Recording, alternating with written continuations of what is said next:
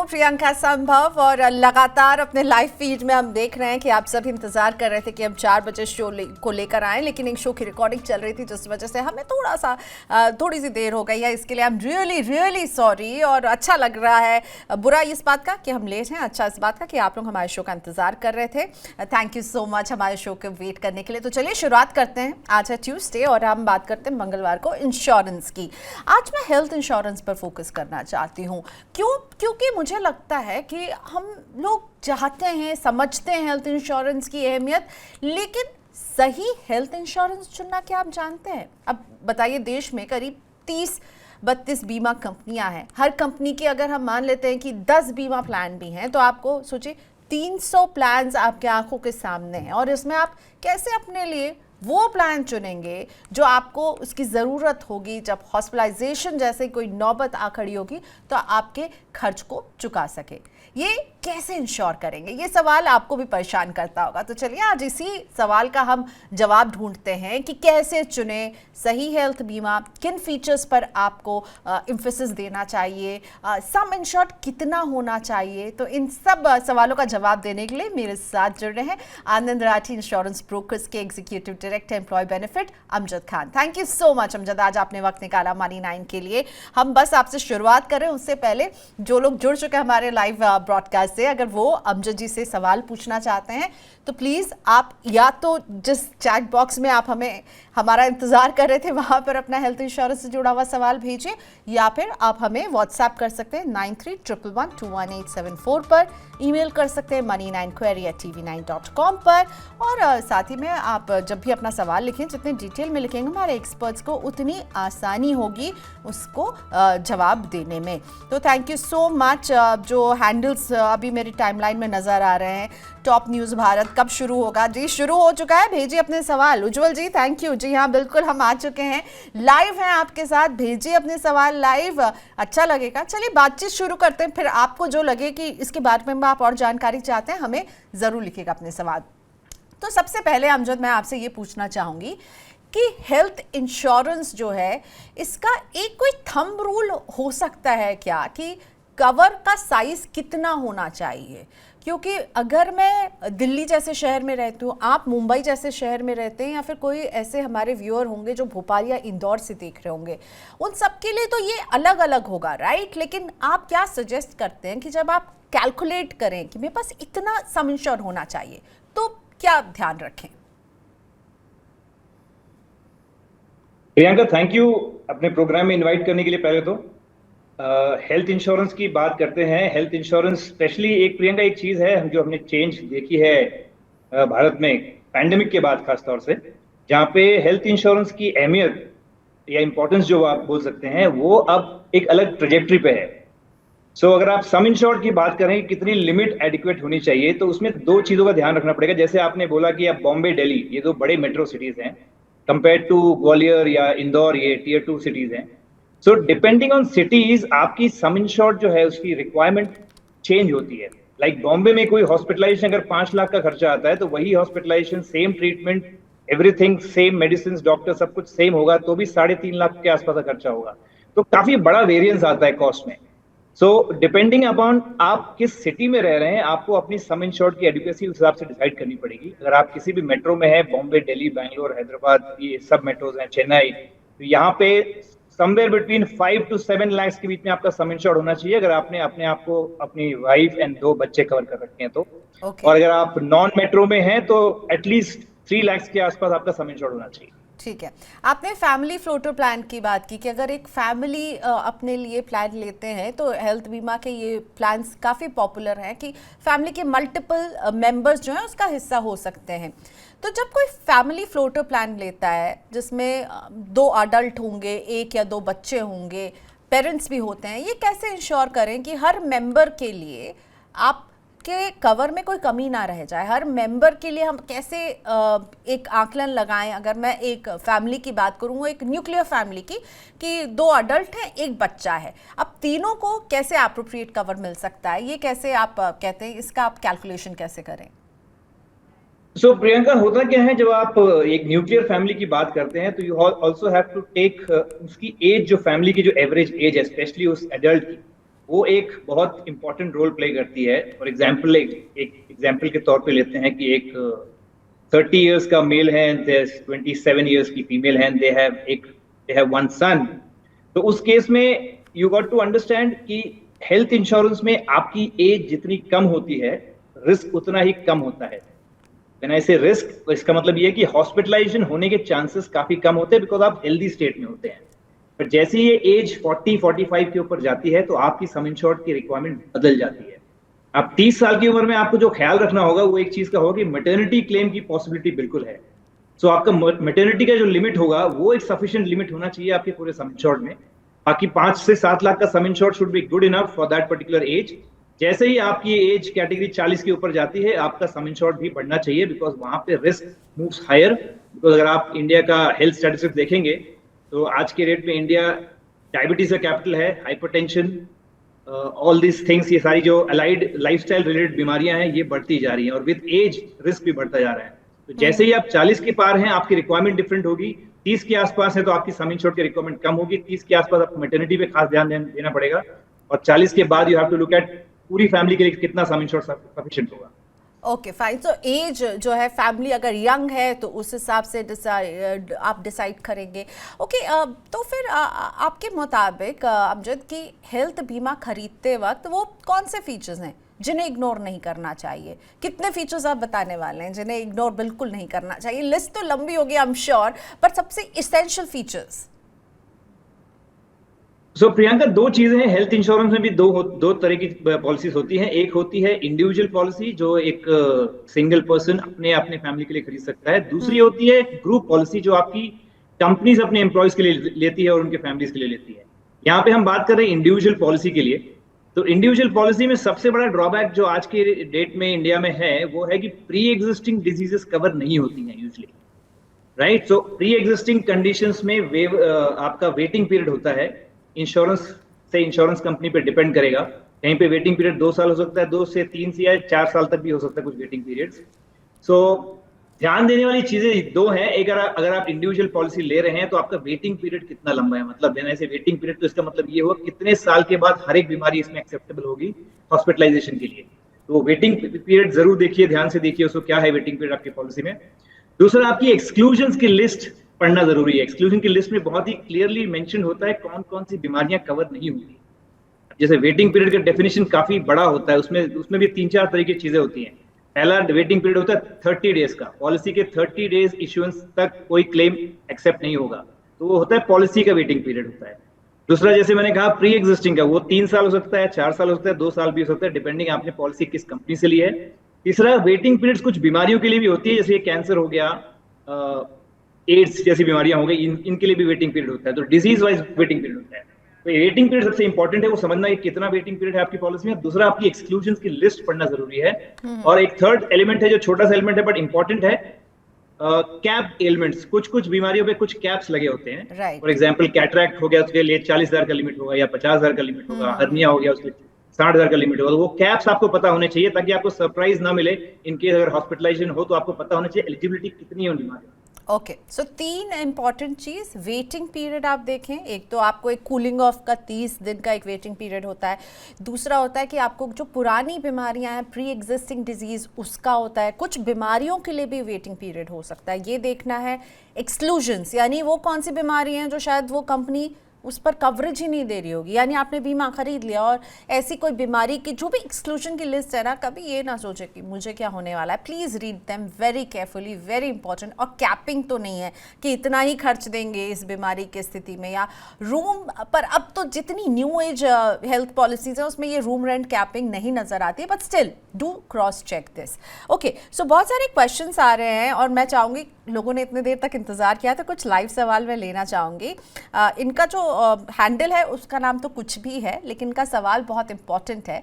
और एक यंग व्यक्ति जब ये सवाल पूछता है तो मुझे लगता है कि इम्पॉर्टेंट हो जाता है उनको जवाब देना।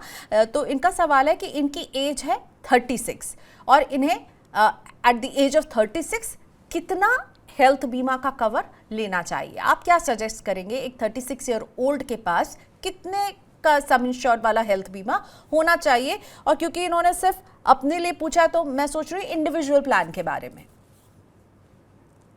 सो प्रियंका, दो चीजें हैं इसमें। आपने ये बताया नहीं कि ये किस सिटी से बिलोंग करते हैं, मेट्रो है या नॉन मेट्रो है। राइट, बट अगर अगर आप लिख दें क्विकली लाइव में तो हम वो पिक कर लेंगे, लेकिन अभी हम मान के चलते हैं कि हमें पता नहीं है। ओके ओके, सो अगर मेट्रो है और इंडिविजुअल पर्सन 36 ईयर्स का जो अपने आप को कवर करना चाह रहा है, तो उसके जी, लिए 4 से 5 लाख का सम इंश्योर्ड होना चाहिए। और अगर ये नॉन मेट्रो है तो 2 से 3 लाख का सम इंश्योर्ड कम से कम होना चाहिए। Okay fine. So I hope आपको इससे मदद मिलेगी। 5 लाख अगर आप बड़े शहर में रहते हैं, दिल्ली, मुंबई, बेंगलुरु जैसे शहर में रहते हैं, और अगर आप छोटे शहर में रहते हो तो 3 लाख भी सफिशिएंट हो सकता है। तो ये बात अमजद जी जो है वो शुरुआत से कह रहे हैं, ये बहुत मायने रखता है। हो सकता है कि मेरे लिए एक 5 लाख का कवर सफिशिएंट हो, लेकिन अगर आप कहीं जयपुर, कहीं भोपाल, इंदौर जैसे शहरों से जुड़े हुए हैं, तो फिर ध्यान रखें कि आपको 3 लाख का भी सफिशिएंट होगा। मुझे लगता है अमजद, मैं जो सजेस्ट करती हूँ कि आप जिस भी एरिया में ना, वहाँ एक बार हॉस्पिटल में जाकर के वहाँ की कॉस्ट भी अगर आप देख लें कि कितने में इलाज हो रहा है, तो you will get a fair idea, right? Yes Priyanka, so होता क्या है, जब आपकी जो सम इंश्योर्ड की हम एडिक्वेसी की बात कर रहे हैं, ये इसी हिसाब से तय होता है, जैसे आपने बोला कि हर एरिया के हॉस्पिटल नेटवर्क का एवरेज कॉस्ट कितना आ रहा है, तो उसी बेसिस पे आप सम इंश्योर्ड डिसाइड करते हो। तो दिल्ली मुंबई इसलिए बहुत महंगा है, और कंपेयर टू इंदौर ग्वालियर काफी सस्ता होगा उससे कंपेयर। तो उस बेसिस पे आपके सम इंश्योर्ड की एडिक्वेसी डिफाइन होती है। एक और सवाल अमजद, जो अभी हम आपसे बात भी कर रहे थे कि आपको क्या देखना चाहिए जब आप एक हेल्थ इंश्योरेंस को फाइनलाइज कर रहे हैं, जिसमें आपने एम्फसाइज किया वेटिंग पीरियड बहुत इंपॉर्टेंट हो जाता है।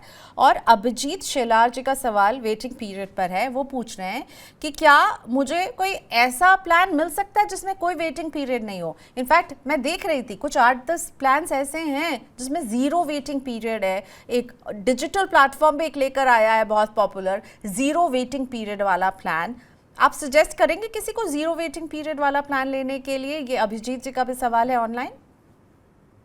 सो प्रियंका, अमूमन होता क्या है, क्योंकि रिटेल में एक इंडिविजुअल रिस्क, इंश्योरेंस कंपनी के लिए हर इंसान एक इंडिविजुअल रिस्क है, जबकि ग्रुप पॉलिसी में पूरा ग्रुप होता है। और हेल्थ इंश्योरेंस का फंडा सिंपल है, वो लॉ ऑफ लार्ज नंबर्स पे चलता है। तो जितना बड़ा पूल होगा उतना बेटर रिस्क होगा, इसलिए हमारे रिटेल प्लान पे वेटिंग पीरियड होते हैं। वेटिंग पीरियड होने का लॉजिक ये है क्योंकि इंडिविजुअल रिस्क है। अब रही बात पॉलिसीज की, जहां पे वेटिंग पीरियड नहीं है, जीरो वेटिंग पीरियड है, तो यस, अभी ये कुछ रिसेंट टाइम से ऐसी कुछ पॉलिसीज इश्यू हो रही हैं जहां पे वेटिंग पीरियड नहीं है। इफ आई रिमेंबर करेक्टली, एको के पास ऐसी एक पॉलिसी है जहां पे वेटिंग पीरियड नहीं है। कुछ companies disease specific policies issue करती है, जैसे डायबिटीज का प्लान है बजाज अलायंस के पास, जहां पे जीरो वेटिंग पीरियड है। So these things are pretty new in the system. इसका कोई पास हिस्ट्री नहीं है, कोई पास प्रेसिडेंस नहीं है। तो एज वी गो अहेड, जैसे हम आगे जाएंगे, हमको एक्सपीरियंस से पता चलेगा कि ये प्लान्स कितने इफेक्टिव हैं इन टर्म्स ऑफ क्लेम्स पे out and the experience overall for the entire portfolio. उसके हिसाब से आप you will be able to decide कि ये plans make sense or they don't make sense. Okay. So at the moment I will reserve ये comment कि ये plan आज की डेट में आपको लेना चाहिए। इससे बेटर मैं ये कहना चाहूंगा कि आप ट्रेडिशनल प्लान में जाइए, जहाँ पे 2 या 3 साल का वेटिंग पीरियड हो, वो पॉलिसी खरीदिए एट अ यंगर एज खरीदिए, ताकि आपका प्रीमियम भी कम से कम हो, एंड देन लॉन्जिविटी के हिसाब से आपको पॉलिसी जिंदगी भर कवर करके रखेंगे। But yes, as we go ahead, insurance companies ये जीरो वेटिंग पीरियड प्लान्स लाएंगी, एंड ताकि पेनिट्रेशन भी हमारे देश में काफी लो है। जैसे पेनिट्रेशन बढ़ेगा तो रिस्क भी बेटर होगा। सो एज फ्यूचर टर्म के हिसाब से देखेंगे तो यस, जीरो वेटिंग पीरियड वाले प्लान्स आएंगे, बट आज लेना चाहिए टू अर्ली। ओके राइट, लेकिन एक बात बताइए, जब इस तरह का एक सहूलियत कंपनी देती है कि आपके लिए कोई वेटिंग पीरियड नहीं होगा, या हम आपकी ये स्पेसिफिक डिजीज़ कवर करेंगे, तो क्या इनका प्रीमियम एक रेगुलर हेल्थ इंश्योरेंस प्लान से ज़्यादा होता है? क्या महंगा होगा इनका प्रीमियम, राइट? हाँ जी Priyanka, you are absolutely correct. ये प्रीमियम्स बेसिकली आपके 1.5 से 2.5 गुना के बीच में होंगे नॉर्मल ट्रेडिशनल प्लान के मुकाबले, बिकॉज ये आपको वो रिस्क ले रहे हैं जहाँ पे आप वेटिंग पीरियड नहीं निकाल के आपकी इमीडिएट हॉस्पिटलाइजेशन भी कवर करने की बात करते हैं। यस, ये सारे प्लान्स काफी महंगे होते हैं compare to traditional plans. Okay, अब मुझे ये बताइए कि हेल्थ इंश्योरेंस का प्रीमियम हर साल 10 से 15% बढ़ता है। इस हाइक से बचने के लिए क्या आप मल्टी हेल्थ इंश्योरेंस पॉलिसी खरीदने की रिकमेंडेशन देते हैं? So Priyanka, multi health insurance policy में आप मल्टीपल पॉलिसीज ले जरूर सकते हैं, बिकॉज उसमें प्रिंसिपल ऑफ कंट्रीब्यूशन अप्लाई होता है। जब मैं वो प्रिंसिपल ऑफ कंट्रीब्यूशन कह रहा हूं, तो इसका मतलब ये होता है कि अगर आपके पास मान लीजिए 4 पॉलिसीज हैं, 5-5 लाख सम इंश्योर्ड की, आपने 4 पॉलिसीज 4 अलग कंपनी से ले रखी है, और आपका मान लीजिए क्लेम आया कुछ 10-15 लाख का, तो आप वो 15 लाख का अमाउंट चारों कंपनी से क्लेम कर सकते हैं। तो सस्ता इसलिए नहीं पड़ेगा क्योंकि आपका क्लेम जितना आएगा उसके हिसाब से ही आपका रिस्क कैलकुलेट होगा, उसके हिसाब से आपकी प्राइसिंग कैलकुलेट होगी। और जहां पे आपने मान लीजिए एक ही पॉलिसी से आपने क्लेम लिया, बाकी 3 से नहीं लिया, वो 3 पॉलिसी जरूर सस्ती हो जाएंगी, बट वो एक पॉलिसी जहां से क्लेम आई है उसका प्रीमियम बढ़ जाएगा। तो लोग क्या करते हैं, जहां पे क्लेम आया है उस पॉलिसीज को रिन्यू नहीं करते हैं, और जो बाकी पॉलिसी जहां क्लेम नहीं आई है वहां कंटिन्यू करते हैं। तो price wise the only advice यहाँ पे होगा प्रियंका कि जितनी जल्दी हो सके हमें ये पॉलिसीज लेनी चाहिए। हमारे देश में पर्सपेक्टिव जो है हेल्थ इंश्योरेंस को लेके बहुत डिफरेंट है, बहुत डिफिकल्ट है। तो इसलिए अवेयरनेस कैंपेन्स, और आप देख रहे होंगे आजकल टीवी पे काफी सारे एड्स आते हैं इंश्योरेंस कंपनीज की, हेल्थ इंश्योरेंस होना चाहिए, कितना होना चाहिए, किस एज में होना चाहिए। बिकॉज जो सोच है प्रियंका, तो मूल सोच जो है वहां पे एक प्रॉब्लम है। बिकॉज हम ये सोचते हैं कि ये पैसा जो प्रीमियम मैंने दिया है इसके बदले मुझे मिल कुछ नहीं रहा है अगर मैंने क्लेम नहीं किया तो। बट इसकी, हालांकि इसकी सोच एकदम विपरीत होनी चाहिए। आपका हेल्थ इंश्योरेंस आपकी गाड़ी में एयरबैग के जैसे है, तो जब जरूरत हो तो आपको जरूर होना चाहिए, बट अदरवाइज आप उसको प्राइस में कैलकुलेट नहीं करते हो। तो हेल्थ इंश्योरेंस के लिए भी हमारा अप्रोच वैसा ही होना चाहिए, that we should have it when we need it. Okay right, एक लाइव सवाल यहाँ पर है गौरव पाटेकर का, वेरी इंपॉर्टेंट क्वेश्चन। वो कह रहे हैं कि मैं इनको थोड़ा सा मैं एक्सप्लेन करूँगी, उन्होंने जो लिखा है उनके जो शब्द हैं वो ये हैं कि क्या रिटेल पॉलिसी भी अलग से होनी चाहिए अगर मेरे पास एक कॉर्पोरेट पॉलिसी है। So what I understand, Gaurav ji पूछना चाह रहे हैं कि अगर उनके पास एक कंपनी की तरफ से जहाँ वो काम करते होंगे एक ग्रुप हेल्थ इंश्योरेंस का वो हिस्सा होंगे, इसके अलावा क्या उनको एक इंडिविजुअल प्लान भी लेना चाहिए, 2 प्लान्स होने चाहिए क्या? बहुत अच्छा सवाल है गौरव। तो होता क्या है प्रियंका, आपके पास डेफिनेटली ये रिटेल पॉलिसी होनी चाहिए डिस्पाइट अगर आपके पास कॉर्पोरेट पॉलिसी है तो भी। बिकॉज रीजन ये है कि कहीं ना कहीं आप फ्यूचर में कभी जब जॉब चेंज करते हैं तब आपकी एग्जिस्टिंग कॉर्पोरेट पॉलिसी लैप्स हो जाती है और आप नए कंपनी में जाते हैं, वहां नई पॉलिसी शुरू होती है। तो उस गैप में जो आपका गैप बनता है एक कंपनी से दूसरी कंपनी जाने में, उस गैप में अगर कहीं कोई हॉस्पिटलाइजेशन हुआ तो आप अनकवर्ड है। इसलिए उस टाइम पे, ऐसे टाइम पे रिटेल पॉलिसी हमेशा काम आती है, एंड रिटेल पॉलिसी आपके लाइफ लॉन्ग रिन्यू होती रहेगी।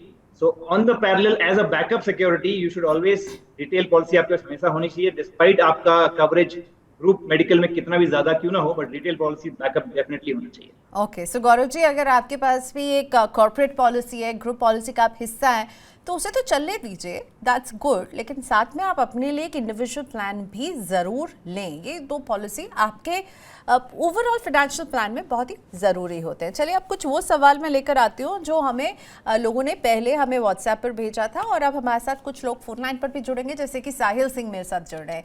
साहिल जी नमस्ते, बताइए कैसे आपकी मदद करें हम? साल है और परिवार, पत्नी और बच्चे को मिलाकर 3 मेंबर्स हैं जी। और मेरे पास 8.5 लाख रुपए का हेल्थ फ्लोटर प्लान है। तो मेरा सवाल ये है कि इसमें कि क्या मुझे पर्सनल एक्सीडेंट और क्रिटिकल इलनेस राइडर ऐड करना चाहिए? ओके, उम्र बताइए इन्होंने अपनी 35 है, 3 मेंबर्स हैं। अच्छी बात है कि हम देख रहे हैं कि ये कवर्ड है, इनके पास एक फैमिली फ्लोटर प्लान है। अब आप इन्हें क्या सजेस्ट करेंगे, क्या पर्सनल एक्सीडेंट और क्रिटिकल इलनेस राइडर होना चाहिए इनके पास? प्रियंका, वाइज होगा कि हम ये क्रिटिकल इलनेस राइडर अपनी पॉलिसी में रखें, बिकॉज एज अ सेड कि जैसे सिनेरियोस चेंज हो रहे हैं कंट्री में in terms of lifestyle related बीमारियां, तो नंबर्स काफी बढ़ते जा रहे हैं। उस केस में आपकी मेन पॉलिसी में हो सकता है आपके एक्सक्लूजन की लिस्ट में कुछ क्रिटिकल इलनेस मेंशन हो जो कवर नहीं होंगे। उस केस में आपके पास पैरेलल क्रिटिकल इलनेस पॉलिसी होनी चाहिए। लाइक आज के डेट में हार्ट रिलेटेड इश्यूज हो गया या कैंसर हो गया, these are very common and mostly ये एक्सक्लूजन की लिस्ट में हो सकती है आपकी मेन पॉलिसी में। तो जब आपके पास ये क्रिटिकल इलनेस का राइडर होगा तो आप पूर्ण तरीके से कवरेज आपका कंप्लीट होगा ग्रुप हेल्थ पॉलिसी में। ओके, सो आप सजेस्ट करते हैं कि अगर आपकी पॉकेट अलाउ करती है तो ये 2 ज़रूरी बीमा है जो आपके पास रहें, तो आप you will be better off. Okay, Rajeev Ahlawat का सवाल लेते हैं। ये बता रहे हैं कि इनके फादर जो हैं वो डायबिटिक हैं और उनकी उम्र 70 वर्ष है। वो उनकी ग्रुप इंश्योरेंस पॉलिसी में कवर्ड हैं। क्या उनके लिए अलग से उन्हें बीमा लेना चाहिए, मिल जाएगा क्योंकि डायबिटिक हैं, एज 70 बता रही है, या फिर एक सुपर टॉप प्लान लेकर के उन्हें कवर देना चाहिए? क्या सजेस्ट करेंगे आप यहाँ राजीव को? अच्छा है कि आपके पेरेंट ग्रुप पॉलिसी में कवर्ड है, बिकॉज वो एक बहुत बड़ी सिक्योरिटी है एट द एज ऑफ 70। तो अगर आप मार्केट में रिटेल प्लान हंट करेंगे सेट 70 के एज पे तो बहुत सारी प्री एग्जिस्टिंग कंडीशंस में आपका वेटिंग पीरियड कम से कम 4 साल हो जाएगा। बट जैसे आपने एक और चीज बताई कि वो डायबिटिक हैं, तो आई थिंक गुड न्यूज ये है कि बजाज अलायंस एक one of the insurance company है जिन्होंने diabetic exclusive health insurance plan बनाया है। सो वो एक चीज आप एक्सप्लोर कर सकते हैं। अदरवाइज सुपर टॉप अप तो आपका बढ़िया ऑप्शन है ही है, बट इसमें एक चीज ध्यान रखना होगा कि क्योंकि अभी आपकी ग्रुप पॉलिसी में आपके फादर कवर्ड हैं, कल को अगर आप जॉब चेंज करते हैं तो उसमें गैप हो सकता है, तो उस गैप को प्लीज एक इंश्योर कीजिए कि वो कवर्ड रहे at all point of time. Otherwise nothing better than having your parents covered किसी ग्रुप पॉलिसी में। ओके फाइन, चलिए ये तो अच्छा है, लेकिन जैसा कि एक प्लान भी सजेस्ट किया, आप उसे ज़रूर चेक कर सकते हैं। बट मेरा पर्सनल एक्सपीरियंस यही कहता है कि 70 क्या 60 प्लस भी अगर आप होते हैं तो आपको एक प्लान मिलना बहुत मुश्किल है। मुझे लगता है दिस इज़ समथिंग जो हमारे रेगुलेटर, हमारे इंश्योरेंस कंपनियों को देखना चाहिए। So Priyanka, of late yes, as you rightly said, अभी 20 साल के बाद अगर आप सिचुएशन समझेंगे तो 20 साल के बाद इंडिया पूरी दुनिया में ऐसा देश होगा जहां पे सबसे ज्यादा 55 प्लस लोग होंगे। तो उस केस को अगर आपको कंसिडर करना है, जो रियलिटी है 20 साल के बाद, तो उसके हिसाब से आपके पास ऐसे प्लान्स होने चाहिए जहां पे रिटेल लेवल पे आप हायर एज को कवर कर सके। यस, बट सैडली वो है नहीं अभी अमजद। हमारे पास इतने सवाल आते हैं जहाँ पर लोग अपने पेरेंट्स के लिए बीमा खरीदने के लिए बहुत स्ट्रगल करते हैं। इनफैक्ट मैंने भी बहुत स्ट्रगल किया जी। सो बहुत कम ऑप्शंस है मार्केट में, मैं आपसे अग्री करता हूँ इस बात के लिए। स्टार हेल्थ एक रेड कार्पेट प्लान था जो सीनियर सिटीजन को कवर करता था। तो ऐसे एक आध ही ऑप्शंस हैं मार्केट में जो आज की डेट में जो उस एज कैटेगरी को कवर करते हैं। But I agree with you कि आज की डेट में बहुत डिफिकल्ट है उस एज पे इंडिविजुअल प्लान लेना पेरेंट्स कैटेगरी के लिए। Okay, so it is really tough. आपने एक प्लान मेंशन किया, जब मैं शॉर्टलिस्ट कर रही थी 3 प्लान निकल कर आए थे और उसमें भी बहुत सारे इफ्स एंड बट्स थे। चलिए मूविंग ऑन, सुरेश कालरा जी मेरे साथ फोन लाइन पर जुड़ रहे हैं। नमस्ते सुरेश जी, बताइए क्या जानना चाहते हैं आप? नमस्कार प्रियंका जी, नमस्कार। नमस्ते मैम, मेरा यही सवाल था कि हमारे परिवार में सब हम पति पत्नी और 2 बच्चे हैं और 5 लाख का हमने हेल्थ बीमा कवर ले रखा है। अब गांव से माता पिता भी हमारे साथ ही आकर रह रहे हैं, इनके लिए भी मतलब स्वास्थ्य बीमा कवर का कौन सा विकल्प मैम सही रहेगा? मतलब माँ बाप की एज भी हमारे उम्र देखते हुए। क्या एज है आपके पेरेंट्स की?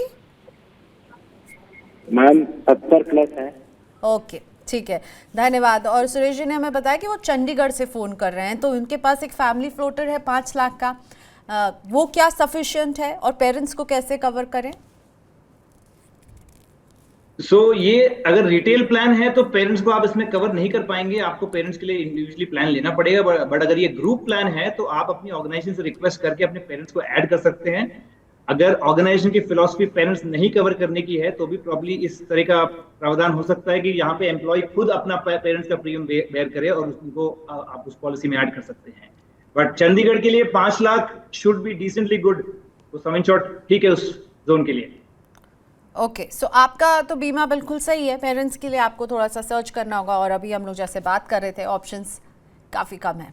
So best of luck. हाँ, चलिए ये वरुण जी का सवाल है जो लाइव आया हुआ है अमजद, और मैं इसे ज़रूर लेना चाहूँगी। हालांकि मैंने और आपने इस पर बात की, उन्होंने ये पूछा है कि हमको हेल्थ इंश्योरेंस पॉलिसी लेते वक्त क्या कुछ चेक करना चाहिए, कौन से वो इम्पोर्टेंट पॉइंट्स है which we just covered, but अगर आप एक छोटा सा रैप अप करके इनको बता दें।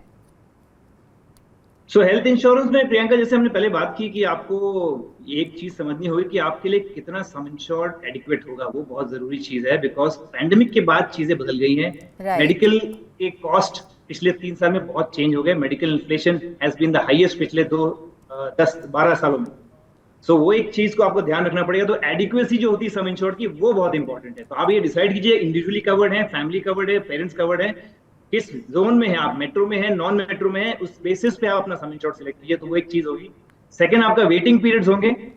आपको वेटिंग पीरियड पे ध्यान देना होगा कि 2 साल का है या 4 साल का वेटिंग पीरियड, उस पर एक डेफिनेट आपको पता होना चाहिए। और एक्सक्लूजन्स की लिस्ट को आप बड़े ध्यान से पढ़िए, बिकॉज वहां पे आपको पता पड़ेगा कि कौन कौन सी चीजें इसमें से एडमिसिबल नहीं है, क्लेम के दौरान वो रिजेक्ट हो जाएंगी।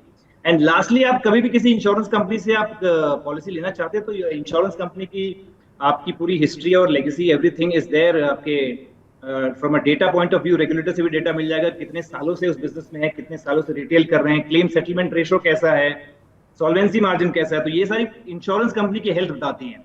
तो ये सारे भी छोटे माइक्रो फैक्टर्स हो सकते हैं आपको डिसाइड करने में। बट पॉलिसी के हिसाब से शुरू के 3 चीजें बहुत बड़ी इंपॉर्टेंट होती हैं जब भी आप डिसाइड करें कोई हेल्थ पॉलिसी लेनी।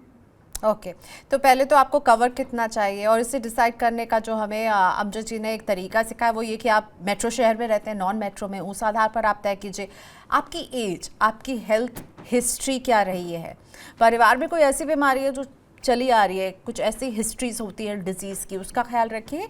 और शुरुआत में जो बताया था प्री एग्जिस्टिंग डिजीज़ के लिए कितना वेटिंग पीरियड है, प्लस कोई कैपिंग तो नहीं है और कोई एक्सक्लूजन तो नहीं है इस प्लान में। सो वरुण, अगर आप इन चीज़ों को देखेंगे, हाँ, और कंपनी की हेल्थ, हाँ, आपकी हेल्थ की वो सुरक्षा करेगी, पर कंपनी की हेल्थ से मेरा मतलब है कि किस तरह उनका रिकॉर्ड रहा है क्लेम्स को लेकर के, कितनी पुरानी कंपनी है, नोन है ब्रांड या नहीं है, ये सब भी ज़रूर आप चेकआउट कीजिएगा।